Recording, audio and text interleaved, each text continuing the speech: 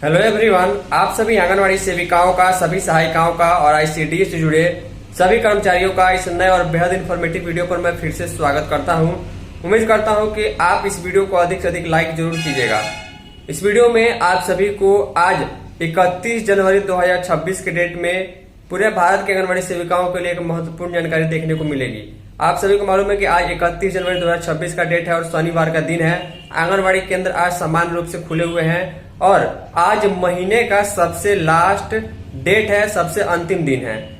तो आज जो है आपको अपने पोषण ट्रैकर ऐप में कुछ ऐसी एक्टिविटीज है, कुछ ऐसी एंट्रीज है जिनको पेंडिंग नहीं छोड़ना है, बाकी नहीं रखना है। इसके बारे में हम आपसे इस वीडियो में चर्चा करेंगे कि कौन कौन से वो 4 या 5 काम है जो आप महीने के अंत तक, लास्ट डे तक भी जो है आप एंट्री कर जाइए, नहीं तो बाद में दिक्कत हो सकती है। क्योंकि आपको मालूम है कि पोषण ट्रैकर ऐप का डाटा जो है वो ऑनलाइन होता है। आपके परियोजना के जो डेटा ऑपरेटर होते हैं, एलएस, सीडीपीओ या फिर जिला स्तर के डीपीओ या फिर राज्य स्तर से या फिर केंद्र स्तर से कोई भी अधिकारी पदाधिकारी किसी भी आंगनवाड़ी सेंटर का, किसी भी सेक्टर का, किसी भी सेविका का संबंधित जो पोषण ट्रैकर ऐप में काम होता है, डाटा एंट्री होती है, चाहे वो वैक्सीनेशन का हो, एफआरएस टीएचआर का हो या फिर गोदभराई अन्नप्राशन का हो, सारी एंट्री देखी जा सकती है। तो चलिए हम आगे आपसे बात करेंगे। वीडियो में देखिए, जानकारी पसंद है वीडियो को लाइक, चैनल को सब्सक्राइब जरूर कीजिएगा, वीडियो को शेयर भी कर दीजिएगा ताकि अगर किसी का काम ऐसा पेंडिंग हो तो वो काम पूरा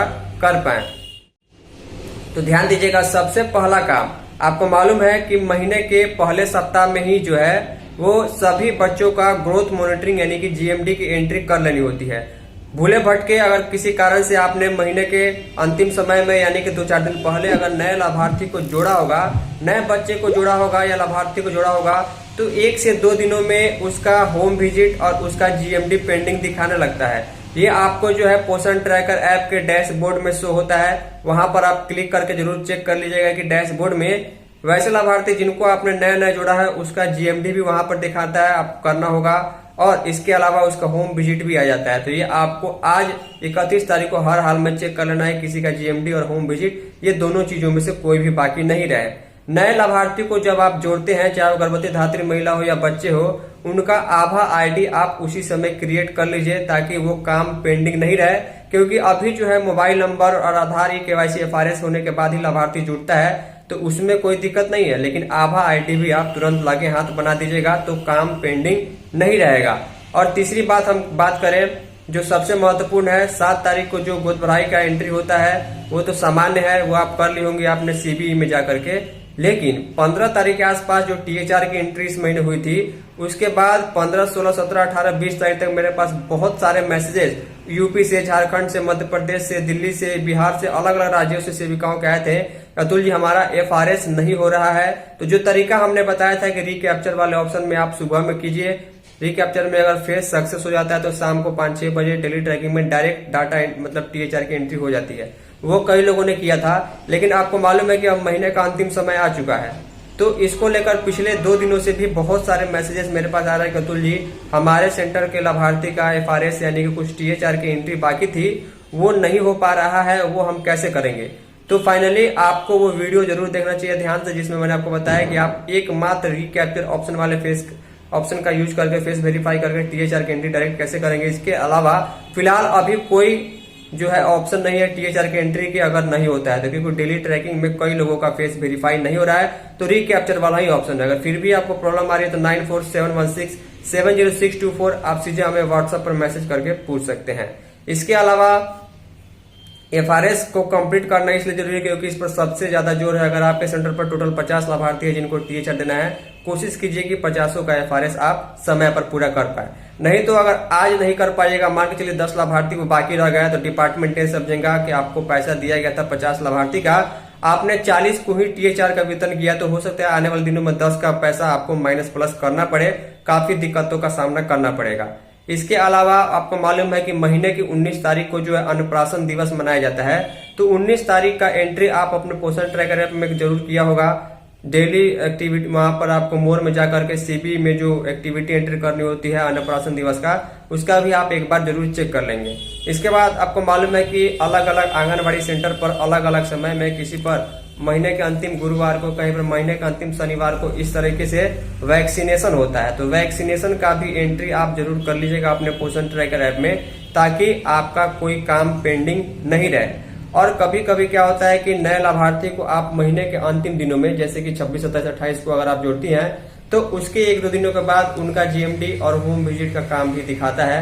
तो वो भी आपको चेक कर लेना है, ताकि कहीं कोई दिक्कत नहीं आए। इस वीडियो में हम आपसे बात करेंगे मानदेय के रिलेटेड।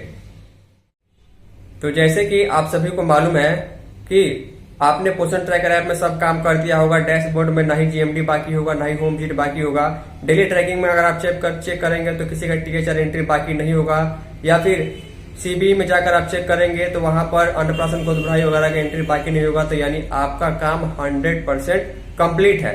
बाकी यहाँ पर मानदेय के बारे में बात करें तो मानदेय का फिलहाल अभी तक कोई अपडेट आगे नहीं बढ़ा है। अगर 2 महीनों का बाकी है तो वैसे ही है, 3 महीने का बाकी है तो वैसे ही है। और सेंड टू हेडक्वार्टर के बाद पटना से अभी सेंड टू बैंक पैसा नहीं हुआ है। यानी कहने का मतलब यह है कि सरकार ने आपसे 2-3 महीने काम तो कराया है, लेकिन उसके पेमेंट के संबंध में अभी कोई अपडेट देखने को नहीं मिल रही है। इसके अलावा मोबाइल खरीद के संबंध में भी पिछले कैबिनेट की बैठक में कोई भी अपडेट, कोई भी सूचना देखने को नहीं मिली।